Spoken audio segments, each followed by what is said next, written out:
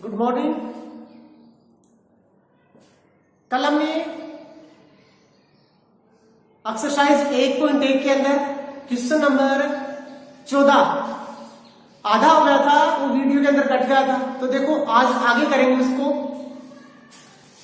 यानी हमने कल इससे पहले क्वेश्चन 13 का भी किया था, सूत्र निखिलन द्वारा ही गुणा किया था। तो देखो आज फिर से क्वेश्चन नंबर 14 सूत्र निखिलन द्वारा ही गुणा करेंगे। तो आज हमें संख्या दी गई 3994 और उसमें भाग देना है 97 का। सबसे पहले तो हमें यह पता होना चाहिए कि भाजक और भाज्य क्या है। ये हमारा भाज्य है, ये हमारा भाज्य था।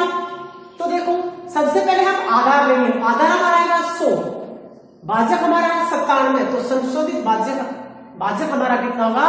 100 में से 97 जाएगा तो 0.3। अब 0 इसलिए लिखा क्योंकि आधार के अंदर 2 0 है, तो इसीलिए यहां पे 2 संख्या लेनी पड़ेगी, क्योंकि 2 संख्या होनी चाहिए क्योंकि आधार में 2 0 है। अब देखो जो पहला कॉलम होता है ऊपर ऊपर होता है क्या? भाजक, उसके नीचे आता है संशोधित भाजक। अब संशोधित भाजक में जितने अंक हैं उतने ही अंक भाज्य के लास्ट वाले अंतिम डब्बे में चले जाएंगे। यहाँ पे 2 अंक है तो यहां से 94 लास्ट डब्बे में चला गया और जितने अंक बच गए वो बीच वाले में आ जाएंगे। यहां तक करवा दिया था ना कल। अब इससे आगे देखो, पहला अंक हमने जैसा था वैसे का वैसा उतार लिया, 3 का 3। अब संशोधित भाजक को भी तो काम में लेंगे ना, तो 0.3 को 3 से गुणा करेंगे। 0.3 को 3 से गुणा करेंगे, 3 3 9 और 0 1 0। अब 0 हमें उतारना पड़ेगा क्योंकि 9 तो अकेला एक ही है। हमें 2 संख्याओं की वैल्यू पूरी करनी है क्योंकि आधार में 2 0 है, तो 0 9। अब यहां से 0 9 नहीं उतार सकते ना, क्योंकि 3 तो हमने पहले उतार लिया, तो 0 9। अब 9 का 9। अब 9 को किससे गुणा करेंगे? 0.3 से ना, तो 9 3 27। अब 0 लगाने की आवश्यकता नहीं है। क्यों? क्योंकि हमारे पास 2 अंक की वैल्यू पूरी हो गई है। तो 27 का 27 इनको जोड़ दो, 7 4 11, 1 9 9 18 19 20 21, 211। कितना गया? 211।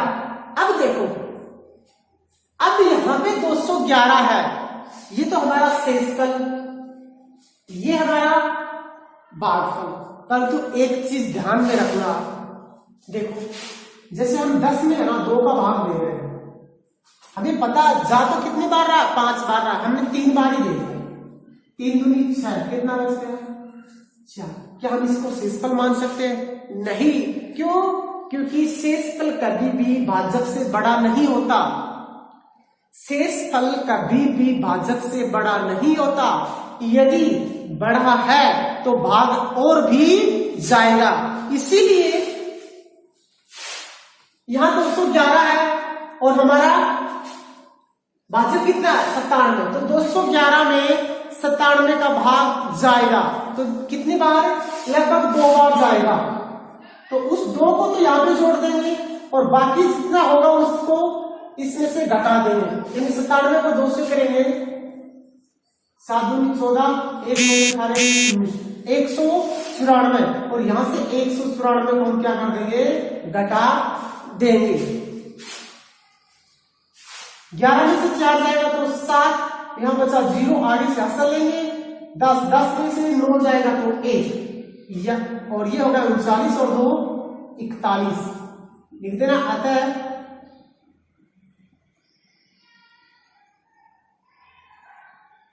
भागफल बराबर 41,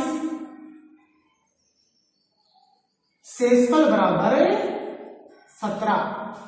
भागफल बराबर 41 और शेषफल बराबर 17। इससे अगला क्वेश्चन है सूत्र परावर्ती द्वारा भाग। और सूत्र परावर्ती द्वारा भाग ज्ञात करने से पहले आपको एक चीज ध्यान में रखनी होगी, ये आप नोट करके लिख लो।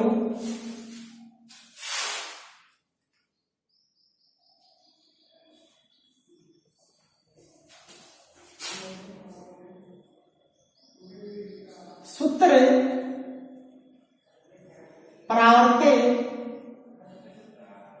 से या परावर्ते से भाग तभी संभव होगा जब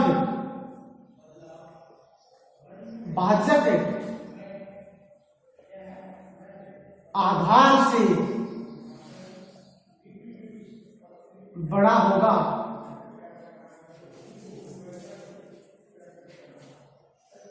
अन्यथा निखिलम से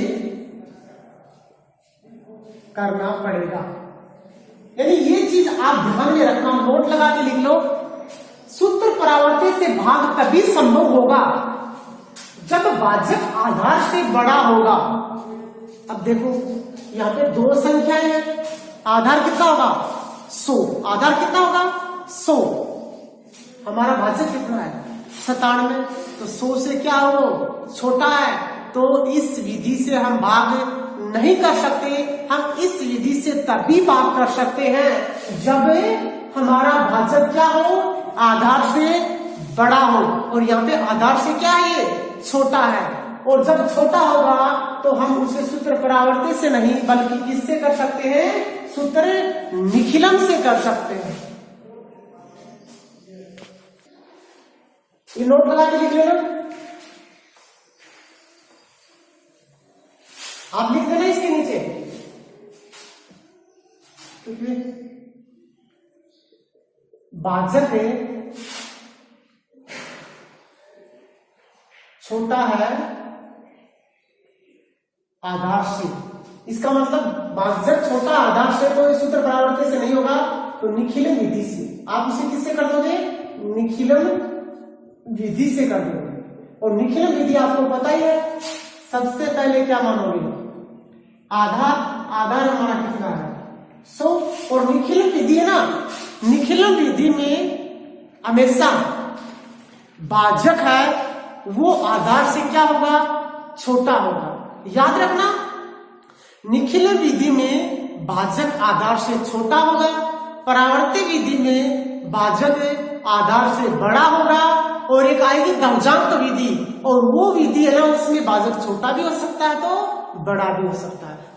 उस विधि में दोनों लागू होंगे, बल्कि परावर्ते और निखिलम के अंदर तो भाजक आधार से बड़ा नहीं होगा, परावर्ते में भाजक आधार से बड़ा होगा। तो देखो यहाँ पे क्या है, छोटा है, इसका मतलब वो निखिलम से भी होगा, परावर्तित से नहीं होगा, तो निखिलम से कर रहे हैं। आधार से कितना हो गया 100,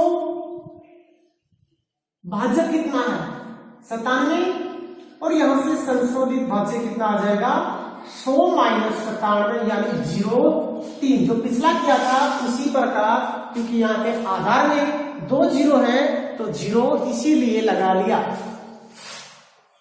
कर दो, भाजक कितना है 97, यहाँ पे संशोधित भाजक, और वो कितना आएगा 0,3। अब यहाँ पे संशोधित भाजक में 2 संख्याएं हैं, तो अंतिम डब्बे में भी 2 संख्याएं जाएगी, यहां से 12, और बाकी बच गए वो बीच वाले स्तंभ के अंदर आ जाएंगे। अब यहां से पहला अंक जो का त्यों उतार देंगे। अब देखो 2 को 0,3 से गुणा करेंगे तो 0,6 आ जाएगा। आपको पता है 0 क्यों लगाया, क्योंकि आधार में 2 0 है, 0,6, 1 का 1। अब 1 को 0,3 से करेंगे तो 0,3, 3 और 2 5, 6 एक 7। शेष पर छोटा है ना किससे, भाजक से, तो 68। भागफल बराबर 21 और शेषफल बराबर 75।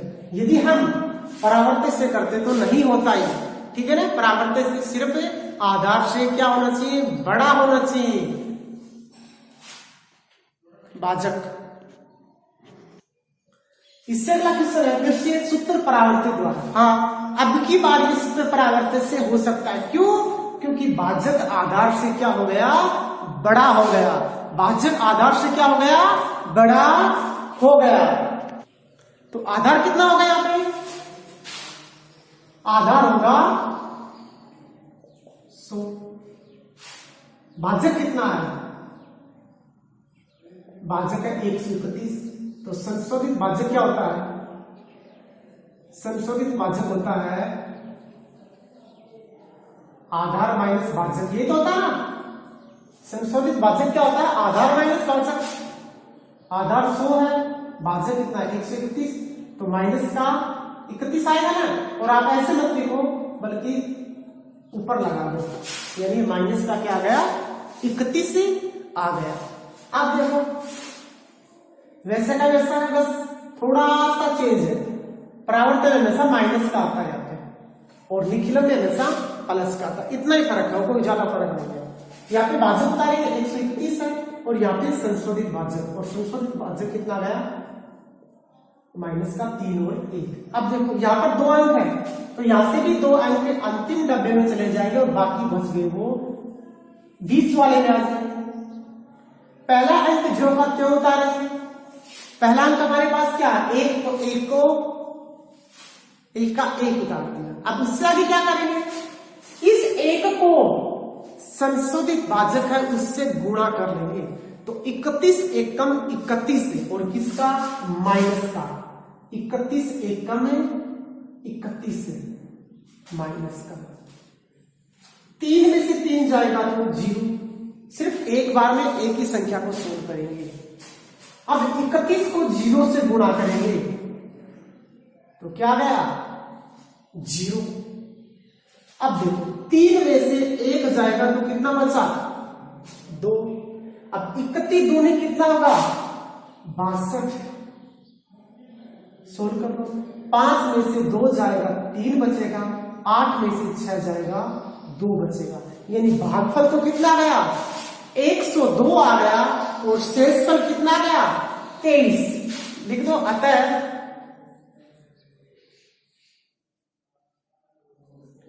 भागफल बराबर 102, शेषफल बराबर 23। बस ये ध्यान में रखना, परावर्त्य और निखिलन में सिर्फ भाजक का ही अंतर है। जिसमें छोटा भाजक होगा वो निखिलन से हो जाएगा, जिसमें बड़ा भाजक होगा वो परावर्त्य से हो जाएगा। यानी इससे आगे एक बार आप दोनों के उदाहरण में एक साथ समझा देता हूं आपको। एक निखिलन से, एक परावर्त्य से। क्यों? क्योंकि यहाँ पे भाजक क्या है? छोटा है आधार से, और यहाँ पे भाजक क्या है? बड़ा है आधार से। तो दोनों को मैं एक साथ समझा देता हूं आपको। तो देखो आधार दोनों का क्या होगा? 100 होगा। आधार क्या होगा? 100 होगा। इसका भी 100 होगा, तो इसका भी 100 होगा। इसका संशोधित भाजक करेंगे तो वो कितना आएगा? वो आएगा 0.3। आपको पता ही है, पीछे भी बताया था मैंने। और यहाँ पे संशोधित भाजक करेंगे तो वो कितना आएगा? वो आएगा माइनस का 12। अब देखो ये तो परावर्त्य से हो जाएगा और ये निखिलन से हो जाएगा। देखो करेंगे कैसे? बाकी सेम की सेम प्रोसेस है दोनों में। इसी प्रकार ये होगा, इसी प्रकार ये होगा। यहां पे भी किसको लिखते हैं? भाजक को लिखते हैं। यहां पे भी किसको लिखते हैं? भाजक को लिखते हैं। यहां पे भी क्या लिखते हैं? संशोधित भाजक लिखते हैं। और यहां पे भी क्या लिखेंगे? संशोधित भाजक लिखेंगे। लिख दिया ना? ये भी संशोधित भाजक है और ये भी संशोधित भाजक है। यहाँ पे 2 अंक है, तो यहाँ से 2 अंक भी अंतिम डब्बे में, बाकी बीच वाले में। यहाँ पे 2 अंक है, तो अंतिम 2 अंक अंतिम डब्बे में, बाकी बच गए वो बीच वाले में। यहां से पहला अंक जो करते हो, यहां से भी पहला अंक जो का। इतनी प्रोसेस दोनों में बिल्कुल सेम की सेम है। अब बस यहां से थोड़ा सा चेंज हो जाएगा। ये देखो 0.3 को 1 से गुणा करेंगे तो 0.3, और -12 को 1 से करेंगे तो माइनस का क्या आएगा? 12 आएगा। अब एक एक संख्या को सोल्व करेंगे। यहां से 2 का 2, यहां 2 में से 1 जाएगा तो 1 बचेगा। अब 3 दूनी 6 तो 0 6, 12 एकम 12 तो माइनस का 12। देखो बाकी सेम का सेम ही था ना, बस यहां इतना ही फर्क था। अब इनको क्या कर देना, आप घटा के आगे कर लेना। देखो 4 में से 2 जाएगा तो 2, और 3 में से 3 चला जाएगा तो 0, और ये 4 5 से 11, असल की 1 4 3 7 रह गए 8।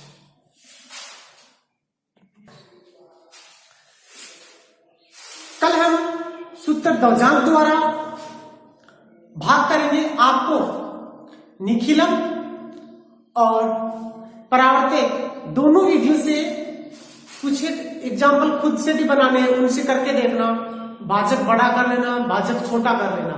जिनका भाजक छोटा होगा वो निखिलम से हो जाएगा, और जिनका भाजक बड़ा होगा वो किससे हो जाएगा, वो परावर्तक से हो जाएगा। आप कुछ एग्जाम्पल हो करके देखना, और यदि कोई क्वेश्चन समझ में नहीं आया तो ग्रुप के अंदर बता देने, सर मैं फिर से समझाओ, तो मैं फिर से समझा दूंगा। और कल करेंगे हम दौजांक विधि, क्योंकि वो विधि थोड़ी सी बड़ी है आसान है, कोई ज्यादा हार्ड नहीं है, आसान है वो विधि भी। इन दोनों को भी आप अच्छे से याद कर लेना। मोस्ट है, कोई भी क्वेश्चन आ सकता है परीक्षा के अंदर, पूछ भी सकता है। ये मान लो ये दे दिया आपको और पूछ ले कि निखिलम से कीजिए, क्या आप निखिलम से कर सकते हो? नहीं हो सकता ये निखिलम से। क्यों? क्योंकि इसका आधार इसका भाजक क्या है, आधार से बड़ा है। तो किससे होगा ये? परावर्तक से होगा। और इसमें पूछ ले परावर्तक से कीजिए, तो क्या परावर्तक से हो सकता है? नहीं, ये किससे होगा? निखिलम से ही होगा।